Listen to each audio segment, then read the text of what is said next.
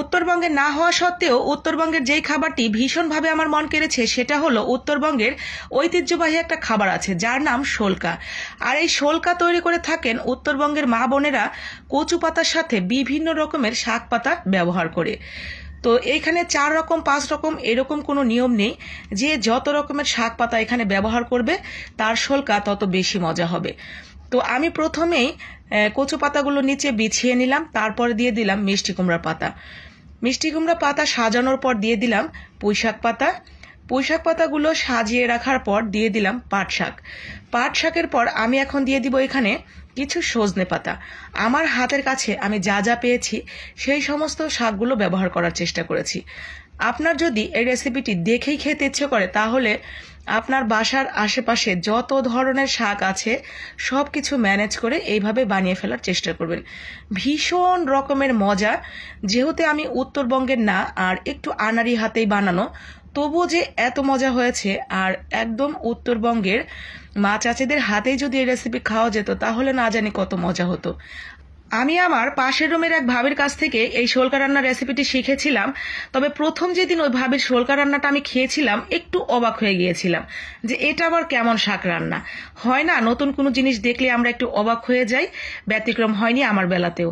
কিন্তু প্রথম যখন আমি এই শাকটা খেলাম ওই ভাবির থেকে, সত্যি এতটা বেশি ভালো লেগেছিল, তারপর ভাবির থেকে রেসিপিটি শিখে অসংখ্যবার খাওয়া হয়ে গেছে। তো ওই ভাবিটার নাম ছিল তাসলিমা ভাবি। আজকে যদি ভিডিওটা দেখে থাকেন আপনাকে অসংখ্য ধন্যবাদ এত সুন্দর একটা রেসিপি শেখানোর জন্য। তো চলেন রান্নাটা করি। রান্না করার জন্য আমি পাতিলে একটু পানি দিয়ে দিয়েছি, এখানে 1 কাপ মতো পানি হবে। তার সাথে দিলাম স্বাদ মতো লবণ। এখন যেটা দিচ্ছি খাবার সোডা। খাবার সোডাটা এই রেসিপিটার জন্য অবশ্যই দিতে হবে।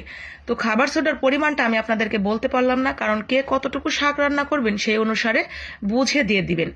তার সাথে দিলাম রসুন কুচি এবং কাঁচামরিচ কুচি, যতটা ঝাল খাবেন। রসুন কুচির পরিমাণটা একটু বেশিই দিতে হয়। খাবার সোডাটা কেন দিতে হয়? এই খাবার সোডা দিলে শাকগুলো খুব নরম হয়ে যাবে আর শাকের যে কালারটা একদম সবুজ সবুজই থাকবে, একটুও নষ্ট হবে না। তো অবশ্যই খাবার সোডাটা দেওয়ার চেষ্টা করবেন। আর কচু দেওয়া হয়েছে, কচু পাতা একটুও গলা কুটকুট করবে না এই খাবার সোডা দেওয়ার কারণে। তো সমস্ত উপকরণ দেওয়ার পরে যখন একটা বলক চলে আসবে তখন আমি এখানে অ্যাড করে দিব কিছু কাঁঠালের বীজ। কাঁঠালের বীজটাও কিন্তু অপশনাল, এটা চাইলে কেউ দিতেও পারেন নাও পারেন। কাঁঠালের বীজ ছাড়াও এই শোলকা রেসিপি রান্না করা যায়। তো দেখেই যদি কারো খেতে ইচ্ছে করে তাহলে কিন্তু আপনার রুচি অনুযায়ী একটু এদিক সেদিক করে বানিয়ে নিতে পারেন। তো আমি একদম আনাড়ি হাতে তৈরি করেছি। রংপুরের যেই সব আপু ভাইয়ারা আছেন তারা অবশ্যই আমার এই আনাড়ি হাতের রান্না দেখে ভুল ত্রুটি যত কিছুই থাক ক্ষমা সুন্দর দৃষ্টিতে দেখবেন, আর কোথাও কি ভুল হয়েছে সেটাও একটু ধরিয়ে দেওয়ার চেষ্টা করবেন। তো সমস্ত কিছু উপকরণ সিদ্ধ হয়ে গেলেই কিন্তু আমি নামিয়ে নিব। আমার শোলকা একদম রেডি। কেউ কি খেয়াল করেছেন আমি কিন্তু পেঁয়াজ এবং তেল কোনোটাই ব্যবহার করিনি। পেঁয়াজ এবং তেল ছাড়াও কোনো রান্না যে এত বেশি মজার হতে পারে এটা আপনি না বানিয়ে খেলে বুঝতে পারবেন না।